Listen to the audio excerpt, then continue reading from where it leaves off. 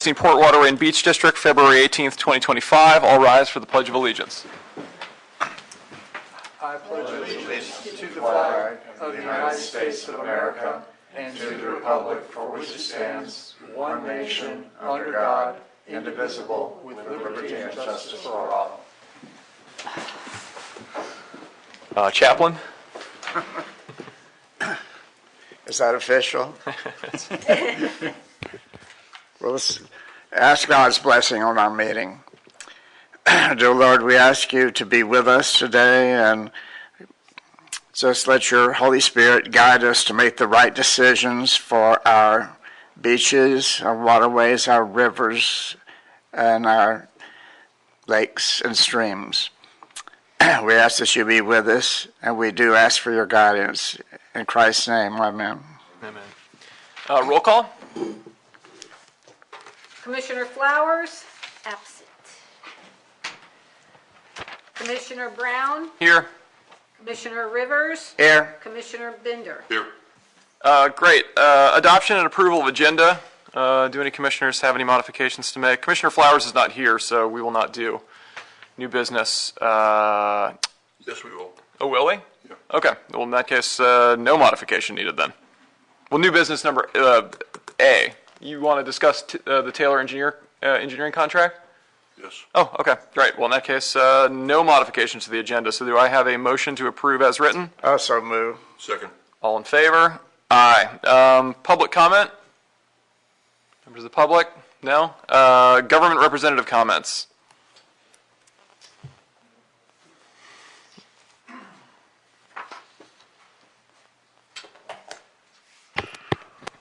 Eric Malden, Harbor Master, City of St. Augustine. Just wanted to report that all of the channel markers in Salt Run are on station, upright. Right now, everything is looking good. I did receive delivery of the 2 temporary buoys. So next time you guys get a report that one's down, just you can contact me and let me know, and we can deploy one of those temporary ones out immediately. From there. Great. That's all I got. Thanks. Good. Thank you. Any questions? No? Anybody else? Government representatives?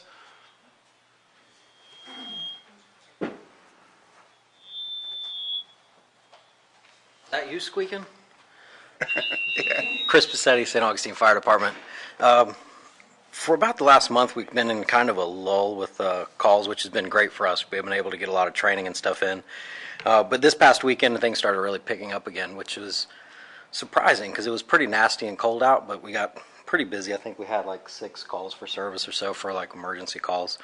One of them involved the sheriff's office running out offshore, and they will never give those guys accolades. So if you guys have a second, can I just read what we put in for them for a life-saving award? Sure. On February 15th, approximately 2:40, a distress call came in for a capsized vessel with people in the water near the north shoals of the St. Augustine Inlet. Deputy Rich Michaud and Andrew Weintraub responded in the 31-foot safe boat, along with City Fire's Marine 49. Conditions were poor with gale wind advisory in effect. The sea state was 5 to 7 foot in the inlet and 8 to 10 near the North Shoal, with a very short interval.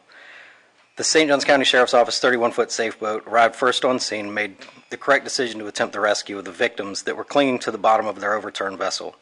Marine 49 acted as a safety vessel. Deputy Rich Michaud skillfully navigated a washing machine of large swells. Deputy Michaud guided the vessel with precision and put Deputy Weintraub in position to pull both adults and the dog to safety. The victims were in shock due to the capsizing, rough sea state, and the cold water. Neither victim was wearing a PFD. Once aboard, Deputy Weintraub confirmed there were no other victims that were outstanding and assessed the victims for their injuries. Victims were transported to Volano Fishing Pier. Deputy Michaud and Deputy Weintraub displayed incredible courage and professionalism while saving these 3 souls. I commend them for their effort. They truly made a difference today. Those guys did a heck of a job. Like going out there in that sea state was pretty wild just watching it take place. So we just acted as a safety vessel watching them. And, you'll never hear what they do and stuff, but it was really incredible to watch. So just want to let you guys know all the support and, gear and assets and stuff you guys help us obtain. Like they really do go to saving lives. So I just wanted to share that with you. They did a really good job. So. That's terrific. What kind of vessel was capsized? It was a 24-foot Sea Hunt. I have no idea how it even made it out of the inlet. Yeah. 'Cause it was. Did it go down? Is it, okay. So do we need to worry about chunks of that? Sighting of it today, I believe. Okay. Coast Guard, 12 miles offshore. They Dang, did have okay. insurance, and they're working with Ceto and Towboat to try to find it and remove Okay. it. But yeah, they did a heck of a job. So just wanted to give those guys attaboys, even though they're not here. They'd be really mad at me if they knew that. So appreciate it. Tremendous. I appreciate that. Thank you. Oh, do we have a public comment coming up? Too late to go back to that. I was. Oh, it's all right. It's a 5-minute limit, but yeah, let me. Just have a question. to be Oh, honest sure, with sure. Go right ahead. you. My name's Matt Strickland. I live in Butler Beach. Okay. Riverside Boulevard. Mm-hmm. And there's the project at the Butler Beach boat ramp currently that's been, they're installing the new 80-foot floating dock and doing the digging and dredging and what have you. I have a question because I live on the creek there. I'm the last house with a dock there in the creek. And the creek is getting noticeably more shallow. And there's going to be an increased amount of boat traffic due to the floating dock. But not only have I noticed that, I'm up and down the river from there all the way to the inlet multiple times a month in boats, but I've noticed that the channels are changing and shifting also in the ICW. And not only in my creek, over the past probably 3 years, I've seen a dramatic change in this as far as a silt buildup, and I'm not sure. I've been there for 10 years. Okay, for the first 7 years, I didn't notice much change. In the past 2.5 to 3 years, I have noticed that we're losing depth in that creek and also in the ICW.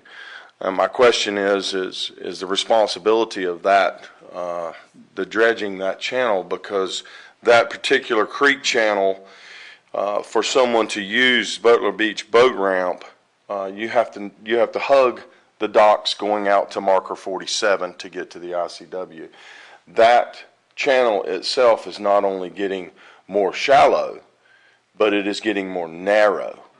And we've lost a ton of marsh grass from the silt and buildup between my home and my dock. And I noticed the same thing on it's a transitory island, I guess you would call it, across that separates the creek from the ICW. Well, it's also filling up with and we really classify it as silt or whatever it may be, but we're losing depth in that channel and in the ICW. May I ask who is responsible for the dredging of that and how that works? That's a good question. I'm writing down here my possibilities. They would include the County Parks Department, which is responsible for the construction and maintenance at Butler, so could potentially also have responsibility for the channel out to the ICW. It could also be the Florida Inland Navigation District, which has responsibility for a lot, most of the intercoastal, and then entrances to boat ramps and the like, public boat ramps and the What like. was off that the organization? The Florida Inland Navigation District. We're fine. Unfortunately, we don't have our fine representative here. He's usually at these meetings. His name is Carl Blow. I know, Carl.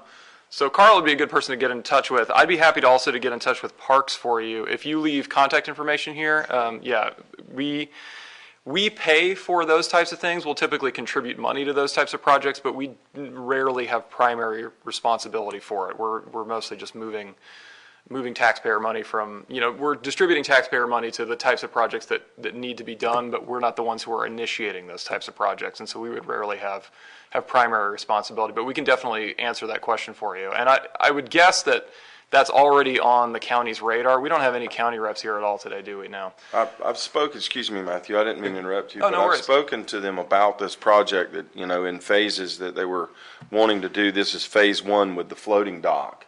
Of course, increased boat traffic. I saw phase 2 and phase 3 was basically doing away with Butler Park, making it a concrete circle and having many more boat and trailer spots. But of course, that's one of the prettiest parks that we have. But making that concrete And then no thought went into actually widening Riverside Boulevard, which is increasing more traffic. But not only that, on Riverside Boulevard, the bigger the boats, the bigger the trailer. I've actually pulled multiple people out of off those ditches, when boats are trying to, or boat and trailer, truck and trailer trying to get by one another. But the other part about that is that floating dock is going to be sitting on mud in a year and a half. Right. It is such a waste of time. I've watched it since I've been there fill up with silt 3 times. And the same thing happens out that narrow channel into the creek. And those channels, there's boats running aground out there all the time. Yeah. And it's not getting any better. And for some reason, over the past 2.5 years, it's gotten worse. So, but I just had that question. I appreciate you answering. Well, I yeah. do know Carl. Absolutely. Carl would be a good person to get in touch with. And like I said, if you leave contact info, I'd be happy to call the Parks Department and ask them what their responsibility and what their plan is there as well. That'd be great. Thank you, Matthew. Thank My you. pleasure. Mr. Chairman, I have a question for Yeah. some of our police officers and other officers that are here. Does anybody know anything about the boat on the east bank of the Intercoastal, just south of the 312 bridge? Oh, yeah. It's a sailboat that's listing heavily. Has anything been done about that? We're familiar, Sergeant Cole of St. John's Marine Unit. We're familiar with that. We know the owner. He's kind of in a habit forming one. Can you state your name? I'm sorry. I'm Sergeant Jason Kroll with the St. John's County Marine Unit. That boat is currently in the derelict process for removal. It's going to take some time. Those can take a year or more sometimes. So that boat specifically, and there's another one farther south from there. It's a big cabin cruiser. Both of them are in the process for removal. Okay, thank you. Yes, sir. Great. No other government representative comments? Or nothing? Oh, here we go. No worries. Corey? Since the comment, or the question of derelicts came up, Corey Sackler, the city of St. Augustine. You got it. He did it. He did it. I All right. did it? Yep. Yes. I missed it. No worries. Since the question of derelicts came up, as a matter of fact, today we have a informal solicitation due to remove 5 vessels in the local area. One of which is hard over on this side, south of the bridge lines, but north of 312. There is one for a 56-foot trawler, a 30-foot sunken sailboat, 30-foot sailboat that's also sunken in the San Sebastian, and one other that I can't come up with. But we're currently, we're going to come back to the port and find with an application once we get those bids in at close of business today, and hopefully have a contract in place to get those 5 vessels removed. And any day I probably expect to see that one come over, the one that you're speaking of, Mr. Rivers. So. Thank you. Thank you. Good. No other government reps? No. Secretary Treasurer's report.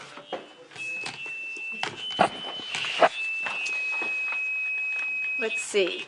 This is from January 31st, but the funds that are available are through 2/11. In the city police law enforcement overtime, we've spent 557 of the 10,000 committed. In the sheriff's department overtime, we've spent 8750 of the 25,000 committed. The fire department, we've spent 665, and I think we have 10,000 committed for the fire department. In the derelict boat removal, we have spent 5656 of the 25,000. Then in the Florida State Board of Administration Fund A, we have 26,327. Our operating account currently has 610,483. The money market has 1,326,000. And in the money market, I spelled that wrong, reserve, I put the 500,000 in the reserve, just because you guys wanted to keep, if we had the money, if we had the funds. So we have the funds, so I have 500,000 in the reserve. Of the taxes budgeted of 930, we received 638 so far. We're expecting 292,000. Now, I do have, our audio isn't being transferred over properly to Avids. So I have a meeting with Jen Reed And it's not, the cost, there might be a small cost, but we've got to get this audio onto the website. So there's a lot of audio that needs to get on there. So I'm meeting with her next week, and she's going to go through all the ones that I haven't gotten on there yet, and she's going to see if we can't transfer it. The only other issue might be that the software is so outdated, and it's not, it's not syncing. So I may have to come to you about a computer for the port computer, because it's just, it's old. Computers are old after a year. This one's been around for a long time. So I'm just want to make sure it's not the software, and if she can get it moved over, then we'll have no issue. Okay. Okay? That's okay with the board. Yeah. Good to know. Any questions for Elise? Hearing nothing. Next. Question. Oh, go ahead. I'm not sure it's appropriate on the treasurer's report or commissioner's comments, but a discussion's been happening about Ms. Flowers' bond. And that's, I would assume that's the insurance bond. Yeah. What do the present commissioners have, and how will that differ if Ms. Flowers gets an additional bond? It's not going to make any difference. I'm going to reimburse Ms. Flowers for her bond, but it's not going to make, you're all covered. All commissioners are covered. I update the names of the commissioners as they go off and come on to the insurance company. And that's really all we need. However, if an individual, and I actually have your name up there to get another individual bond, they're supposed to call me back. I called them last week. I called Herbie Wiles, because that's who we have it with. Is that similar to Ms. Flowers' bond, or is that different? Yes, exactly, yes. Does Mr. Rivers and Mr. Brown have? No, they're all the commissioners are covered under that one. It's just, we're going to, moving forward, we'll just do each individual one. Okay? Instead of a group one, it'll be individual one. It's each group, all commissioners are covered. All commissioners are bonded. Yes. They're bonded through our insurance company. But if you're wanting an individual bond, then that's not a problem. I called them up and I put your name on there to get another individual one, and Sandy's I didn't, because she got her own. So, but again, like I said, it's covered. You're covered. So when it's done, it's all level playing field for everybody? Yeah. Moving forward, I will, get everybody an individual bond on top of what we already pay for the commissioner's bonds. Thank you. Okay. Good. Did you say that you were going to reimburse her? Yes. Okay, she's done this before. And we reimbursed her. You reimbursed her the first time? Yes. It looks like she would have learned from that. This is what I can't understand, why she did it again. It's not costing us a lot of money, but it's just the principle of the thing. Yeah, I agree. I didn't think we reimbursed her, was it 8 years ago? 6 years ago. Yeah, initially we voted not to, but I think ultimately we made the decision that if it would shut her up, it would be better. It would be cheaper just to pay the $350 than to continue to hear about this bond reimbursement month after month after month. I think this bond, though, was only, didn't it say $83 or something? Yeah, it's even cheaper this time. I agree. I'm very tempted to put my foot down this time, because she was already on notice. That last time she at least could plead ignorance, but this time she can't. But well, if we're going to vote on this, I would put my foot down as well, because it's just unfathomable to me that she was reprimanded for doing it the first time, and then she turns around and gets elected again and does it again. So, if I could just briefly interject, I certainly understand all the commissioners' feelings and thoughts on this matter. The one thing I would suggest is, to my knowledge, we do not yet have a receipt or estimate for the cost of the bond Ms. Flowers apparently purchased outside of going through a lease. I would encourage the commission to at least wait and see what that cost was. If it ends up being the same or virtually the same as we would have gotten if she went through a lease, perhaps it would be best dealt with by just a public reprimand by the other commissioners, that it would be better to follow the procedures, but just some cautionary thoughts. Yeah, that makes sense. Well, I don't believe in reimbursing her just to shut her up. There ought to be other ways that we can get her to, to calm down. But so what you're saying, let's wait and see how much it costs, and then act on it. I would suggest that, because if she comes in and has purchased something that, let's say hypothetically, it's the exact same dollar amount that we would have paid Wiles to do it if we went through the Port District, if we're doing that going forward for all commissioners, in a sense, it's sort of a no harm, no foul kind of thing. If she comes in with a receipt that is double the cost of what the port could have purchased if she went through the process of going through the port, then perhaps the commissioners look at, we'll reimburse you 50%. We'll reimburse what we could have got it for had you not gone out and done it on your own. And also, I think before you took any affirmative action, it would be good to have it listed on the agenda as an item. Right. And for my comfort, I'd love to have the opportunity to look back again more carefully at exactly what the charter says as far as whether there is or is not liberty to purchase on the own or not. But those are just my thoughts. Mr. Chairman, I agree with that procedure. yeah, I think that makes sense. So we'll stay action pending receipt of the receipt for Sandy's bond purchase. Any other questions or comments on the treasurer's report? No. Next is approval of minutes from the January 21st, 2025 meeting. Does anybody have any modifications to the minutes as written? I don't. No? Motion to approve? Motion. So moved. Second. And second, all in favor? Aye. There is no old business, so that brings us to new business. Item A, Taylor Engineering Contract. I'm going to combine A and C together. Mr. Marino from Taylor Engineering contacted me yesterday. We had a discussion to bring me up to date.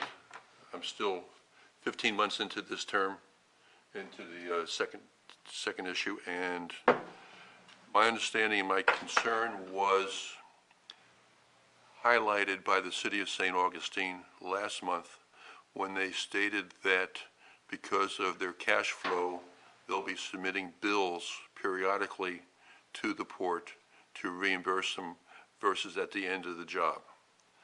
My question with Mr. Marino, and the reason those things are listed, is what type of check and balances do we have to make sure that what's being submitted engineering-wise is appropriate?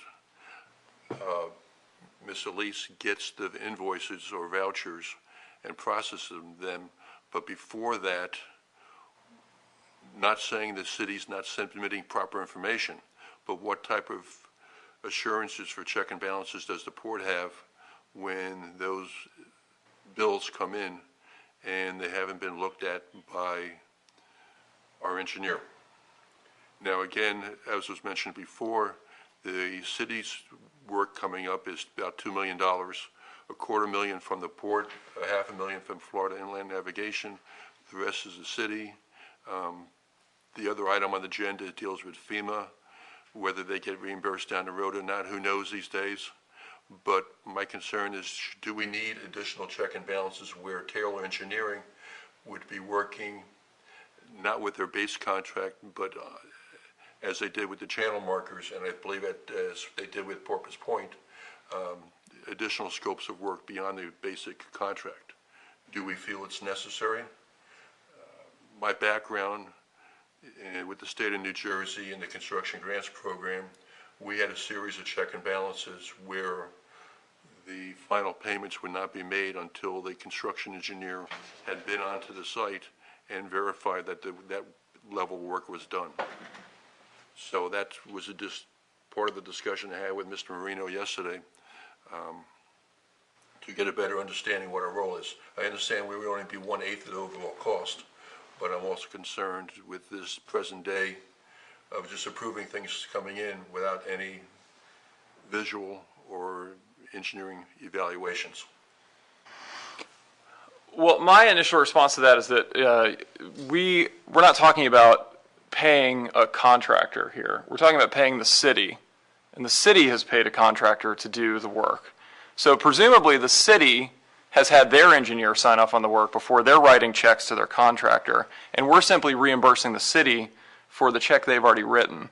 So instead of it being there, it's not that there's no oversight, it's that the oversight has happened at a different level of the process, and we are just behind that oversight rather than at the level that it was initially happening at. So to my mind, and Jim, maybe you can speak on this as well, that would be duplicative work essentially. I mean, I think there's a decent chance that at least some of the work being compensated, would have been work that Taylor was doing in the first place. So we'd be asking you, potentially be spending hundreds or thousands of extra dollars every year on Taylor Engineering, going through work that had already been vetted by a government-sponsored engineering company, potentially even the same one. Is that right? Do I have that right? So that's possible. When we had the discussion about the different projects, it was if this district wanted assurance and wasn't getting the public documents from the city, the county, whoever it may be, those documents should be good enough and they should be shared. Then you would have the information you're looking for. So yeah, there's no reason to do it twice. But if for whatever reason there is a separate line that isn't being informed, you could ask for that to be checked in accordance with all the standards for construction administration and the rest. So, I mean, that's where it kind of splits. As long as the prime public entity shares that data with whoever, like, well, as you know, so we've been the district engineer for Florida Navigation District for 40 years now. So much the same as this district. As long as that information is being shared, no, you don't have to do it twice. But in our discussion, it wasn't clear that, at least Commissioner Binder hadn't seen the documents that said we're 30% along, 60% along, 90% along, whatever it may be. And that's why then, you know, the check was cut for that number. And the other thing that actually I thought about after is, so sometimes it depends how multiple government agencies decide to pay for a bill. There are some that were doing, say, a $2 billion job in Louisiana where they're building conveyance canals to bring fresh water into the bayous with sediment. The National Fish and Wildlife Foundation, who is theoretically a non-government organization, was handed $2.4 billion of the oil spill 13 years ago, 14 years ago in the Gulf. The state of Louisiana has agreed to fund the first $1.5 billion. National Fish and Wildlife Foundation agreed to fund the last $500 million. So again, exactly how those reports get to each of the, it's different everywhere. So the discussion really was, if the city's doing all of that already, that is all public record, at least in the state of Florida, that should be shared with whoever, and then you would have that answer. Does that make sense? Yeah, absolutely. So, go ahead. Let me just clarify what I was mentioning before. When I was in charge for 20 years of the State of New Jersey Construction Grants State Revolving Loan Program, we did not pay the contractors. The municipalities received grants and later on loans, and when they submitted the information that they received from the contractors and they blessed it, it went to our agency. And our agency had a series of checks and balances again, where we had, besides reviewing the plans and specs that were initially submitted before the loans or grants were administered, we also had construction engineers out there making sure it was done. And our level of work each year was anywhere from $300 to $400 million a year in terms of payments being processed. I know this is not the same extent, and if the district feels comfortable with the level of expertise shown by this historic city, the beach city, the county in terms of reimbursement, that's a consideration. I'm just concerned that the level of checks and balances. So would it assuage your concern, would it assuage your worries at least a little bit if, for instance, the city started submitting more of their engineering paperwork to us so you could see the work that they were doing? Would that be our function to look at it or for our engineer to look at it? Well, maybe, so, And my background is engineering, my background is also in I finance. completely, But I don't feel that the individual commissioners should be assigned, like, you do this job, you do that job. Oh, That's why we have professional. I completely understand. So my concerns are twofold. One, that it's going to end up costing us money that would be better spent elsewhere. And two, that it's going to be adding a layer of process that we don't necessarily need. So we're going to end up wasting our time and their time. But I'm sympathetic to that concern. So maybe meet in the middle, go ahead, Corey, would be if they submit paperwork and you can review it, and if there's a question that you have or a concern that you have, that's when we can get Taylor involved. Go ahead. So Corey Sackford with the City of St. Augustine. Commissioner Bender, I hope I can put your concerns at ease a little bit. On February 4th of this year, the City of St. Augustine submitted a reimbursement request to both the Port Waterway and Beach District and also the Florida Inland Navigation District. And when the city submits reimbursement requests, it's always for work that has already been completed that the city has already paid out. So one thing that we did, and on the backside, this grant that you were kind enough to give us was to assist us in 2 storms, Hurricane Helene and Hurricane Milton, and we submitted 6 invoices and broken down. And I believe Ms. Kemper has a copy of our email that we sent in, and in it breaks it down each of the 6 invoices. It also breaks it down that we also received funding from the Florida Inland Navigation District. So at the same time, we also sent a reimbursement request to them. And it broke it down this way, as a 75% to find and 25% to port. Now, as we are currently working with FEMA, we sat and met with our program delivery manager. They were very kind enough to have somebody local meet with us instead of working through DC like we had been doing earlier. But he came in and he's working on our permanent work. What we're invoicing for right now was the temporary work to get us back up and running in both of these storms. And I can have our harbor master delineate, go down to each of the 6 invoices and stuff. But as far as standard practices go, every time the City of St. Augustine requests a reimbursement request, we're going to give you a cover sheet. We're going to give you a list of each of the invoices, we're going to give you a table of each invoice, what the breakdown share is for port and find, the invoice number, the check number, as well as the actual invoice, the charge account codes, and the cancel, a copy of the canceled check that show the city did good, that they, we did through our procurement manual, we followed our guidelines, and then we incurred an expense and a lot of this is temporary work. Before that, as soon as we get the FEMA grant in, we're going to go ahead and go out with permanent work solicitation, which has all the engineering and designs and the specs of work on floats that are already there so that they can come in. This temporary work, and Eric can go into it, some of it is some of the finger floats. We had to have those removed. So we contracted with a local vendor to remove that.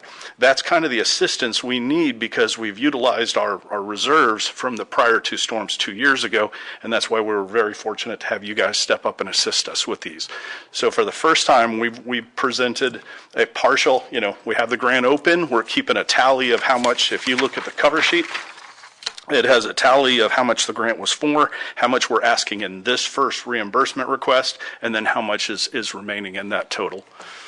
And those are all, we can afford you copies of all this. For the Marina, municipal marina repairs, that you got the grant for $250? That's right. Yes. Yeah, because I have it all here, and I have his first reimbursement along with all the invoices. Yeah, we want to be totally transparent, giving you, all of the work we've done and then what we're asking for. And with all your work, you have an engineer on board with the City of St. Augustine, correct? So we have an engineer on board with the City of St. Augustine, but as far as removing, say, like finger docks and some of the other work Eric can go over with, it wasn't required for an engineer to do. When we go out for our solicitation for the permanent work, okay, that work, those specs, those plans and specs for the piers, the pilings, and the floats, those are already engineer stamped. We're just going out for a contractor to replace what we currently have. So what role does your city engineer play at all? They don't, but I don't understand where an engineer would be required, and we can probably defer to Taylor Engineering. If our contractor is building these to specifications, it's also under contract that they're installing them to. The specifications were developed by who, the contractor? The plans and specs that we provided in the bid. Well, your plans and specs were developed by your engineer then? No, Or no, an they're- outside engineer working on behalf of the city of St. Augustine? Correct, sir. I'm sorry. Oh, gotcha. Just as other thoughts for commission's options, Taylor's contract is under the nature, and certainly I can be correct if I'm wrong, is a continuing services contract, and Ms. Marino is kind enough to verify for me as the commission was speaking that they can do projects a la carte. So to the extent the commission wishes to balance maybe individual episodes of additional oversight against cost of setting up a whole new process, you would always have the option of saying if one particular thing came in and the answers were not sufficiently given to the commission's liking, that one individual project oversight review could be assigned to Taylor on that basis rather than coming up with a whole new process. But certainly the commission also has the ability, if it desires, as a group, to come up with a formal process that could be done as well. Just wanted to share those thoughts. I would assume that would be similar to the channel marker situation where the specs were developed and everything went out to bid and then for construction. Yes, as far as the a la carte nature, yes. Taylor could be asked to look at any individual thing. Was it similar to the Porpoise Point situation? Because Mr. Craig would periodically update the commissioners on Porpoise Point. Yeah, that I'm not familiar with on the interactions of how that went day to day as far as reimbursements. I was not privy to that, sir. Good, thank you, Corey. So with this discussion, is there any motion on the? Marino. Oh, sorry, go ahead, Jim. So I just want to, I think there's still two questions, or one question that's open. It's, they have a professional engineer sign and seal the design, like everybody has to. And it goes out, somebody bids on that, whether they have the materials already, especially when you're talking floating docks, it's a little bit different than building from scratch. But just to be clear what the question is,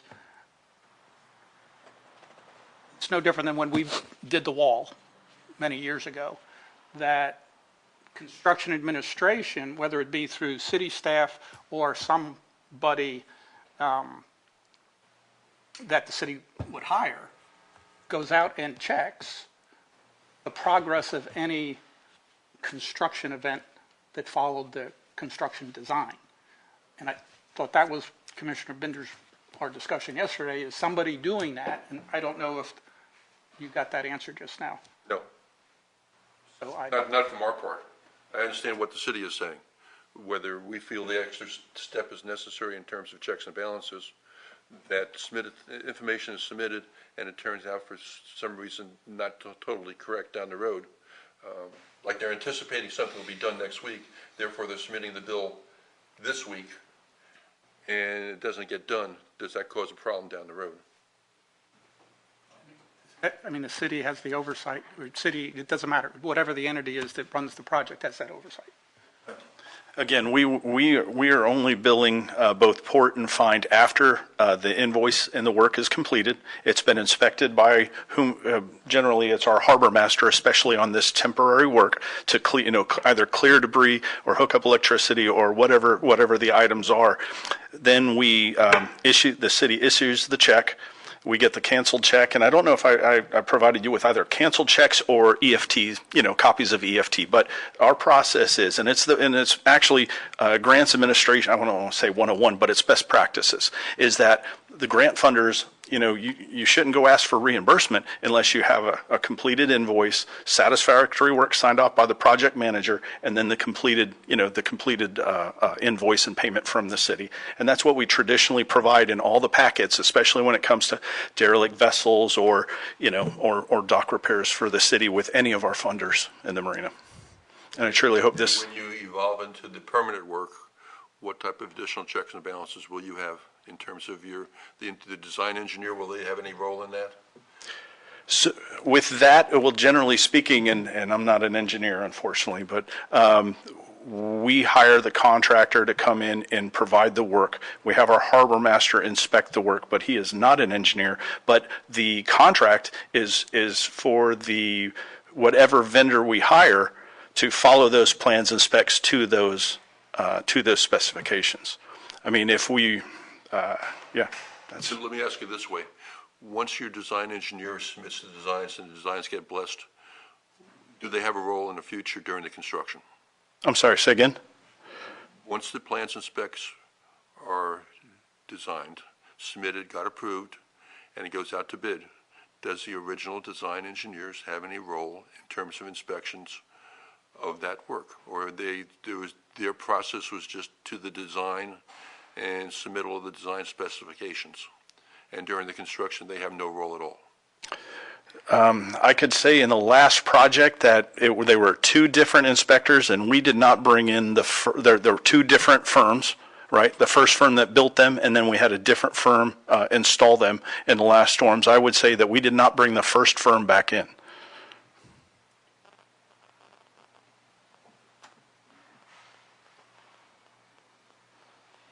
I understand what you said. Okay, yes, sir. All right, thank you. Thank you. So is there any additional discussion on this? Any motions on the floor? Or was this more informational so far? Informational discussion. Okay. Comfort level.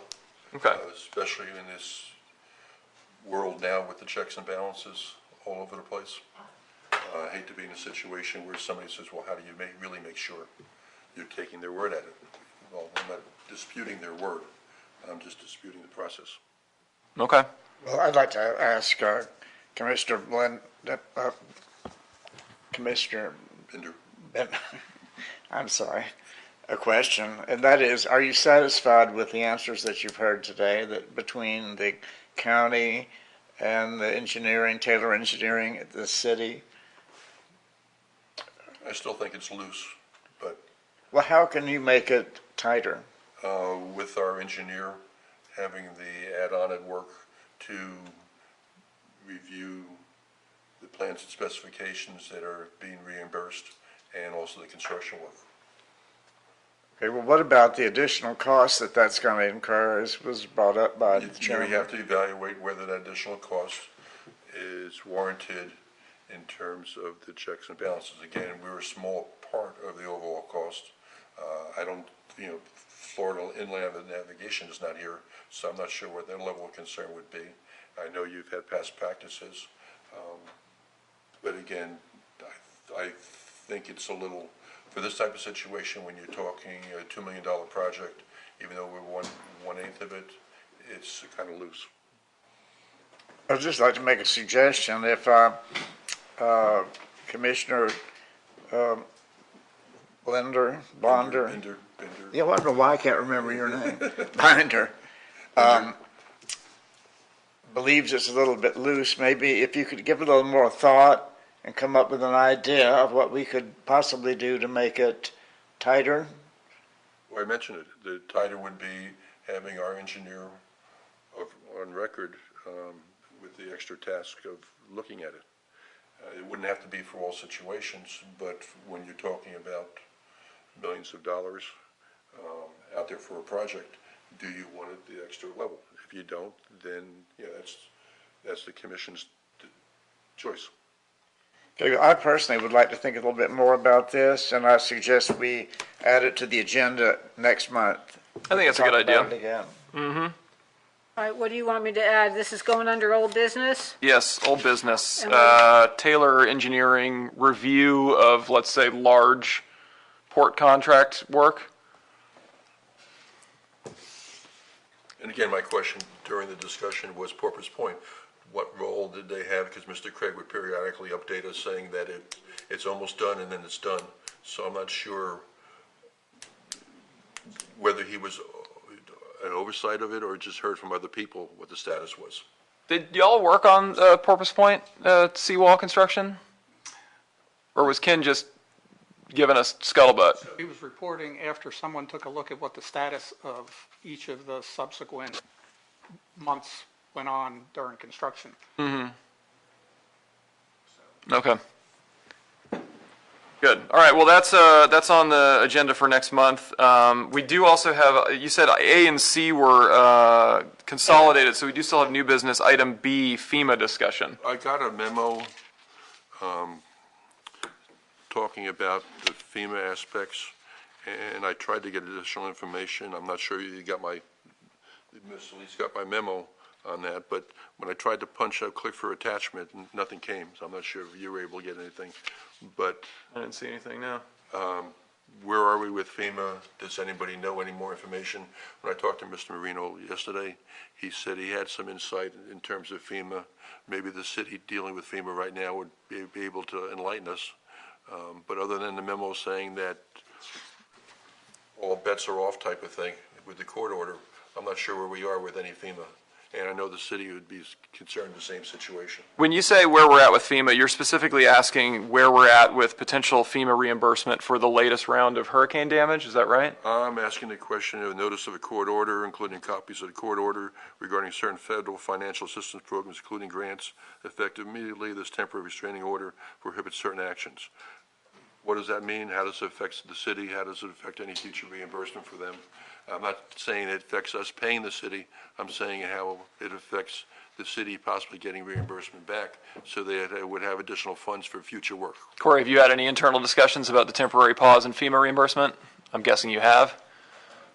Yeah, honestly, we extrapolated that to all of our federal awards, and that for future reimbursements, the review process from the federal government side may take a little bit longer. That may be exactly with where we're at right now with our current FEMA grant for Hurricane Milton, and the fact that the Florida Department of Emergency Management, who is our liaison for FEMA, they currently have our current grant application, and they haven't fully executed and given back to us. So I would expect stuff like FEMA stuff has been around for a while. Communities are in need, and I would expect that with a temporary delay, it pushes through. But where we're at in this process with the most recent hurricane, we're a couple of years out before reimbursement because we haven't put out our solicitation for permanent work on the dock yet. We haven't received those solicitations, haven't executed the contract, the lead time to get the equipment in place and stuff, and then that first payment application. Unfortunately, we're a good 12 months out. But I would expect to see that across things. The city has a CDBG grant that's active right now under public assistance, and then we're waiting for, we haven't really applied for reimbursement yet, so we haven't seen anything, but I would expect it to be across all federal funding. Okay. Thank you. Thank you. Any other questions on that? No? Good. Well, I believe that concludes new business, which brings us back to public comment. Any members of the public? Any comments? No? Comments by commissioners. Mr. Bender? I have a few. One is the city of St. Augustine Beach received a grant from the port for $70,000 for COs, matching with local funds of $25,000 and Florida Inland and Florida DEP funds of $25,000. And the last update I had on that was they were starting the installing the COs from 16th Street down to A Street and also from A Street down to Bermuda Run. And that was 58,000 plants. I know originally they talked about more plants, but the last number that I heard was 58,000. And I get that information from attending the City of St. Augustine Beach Commission meetings and listening to what they get updated for information. I also have asked for and been assured that the City of St. Augustine Beach has provided the port with a copy of their ocean hammock engineers report. I'm not sure if you've received that yet, but they assure me each time they did send it, and I'm not sure exactly where it is. That was the part of the work that was done for Ocean Hammock Park walkway, where the city paid for $10,000 for that engineer's evaluation. Where would it have come from? The city? It would come from Russell Adams or Max Royal. Oh, okay. So if you do have that, please forward over to me. Well, if I had, yeah, okay, because I would forward it to all the commissioners. Yeah, you can forward it to everybody, I don't care. Yeah, But but I'm looking. I've asked for a few times from them because I didn't want them to give it directly to me. I felt they should give it to the port so that the port would have that information, because down the road, they may be asking for additional funding, as was mentioned in the last month's meeting, for that walkway. The report, according to what I was told, summarizes that it's in fairly good condition, and they weren't anticipating anything for this present year because they went for the COs, but in the future, they may be asking for something. And I keep reminding them, as Mr. Blow reminds people, there's deadlines coming up. If you want the money, doesn't mean you're going to get the money, but unless you submit and apply, we don't know. Right. The third point I have is dealing with the St. Augustine's Beach Police Department. I've talked to the chief on that. One of his officers is here today, and maybe for two reasons, but one of the reasons was to confer with his counterparts in the fire and in the city and in the county in terms of overtime pay. Are there similar situations where the City of St. Augustine Beach Police Department could apply and request funding for overtime? In my mind, in the discussions, I'm learning things as each meeting goes on. When it was mentioned that during the light parade, there was overtime on that to make sure that waters were safe. The City of St. Augustine Beach also has the fireworks, which you have both beach and water safety. You have vehicles driving on the beach. You also have some peak period of times, 4th of July, Memorial Day, Labor Day type of situations. Would any of those, for beach safety, when you're putting on extra resources, would any of those be applicable for consideration for overtime? So I asked the chief to have his officer confer with his counterparts to get that kind of insight. Doesn't mean they're going to get the money, but maybe that discussion is necessary. Maybe it's been held in the past, but maybe it should be held in the future. Very good. Mr. Chairman, I believe this is, are you finished? Okay, I agree with Commissioner Bender that we do supply the city police, law enforcement overtime, St. Johns County Sheriff Department overtime, and I can see where there is a need for St. Augustine Beach Police Department overtime pay. Now, I don't know whether we can start that now or whether we could just include it in the budget for next Upcoming year. budget. Yeah, I was wondering the same thing. I'm not entirely sure, but I guess we'll wait to hear from the City of St. Augustine Beach, whether or not they request it all, and if they do, in what amount, and then we can proceed from there. Just let them know that we're open to the idea. Right. Good. Any other comments, Tom? No. No, none from me. So let's see, our next meeting should be Tuesday, March 18th. Is that right? Yes. Great. Well, there being no other business, this meeting is adjourned. Thank you.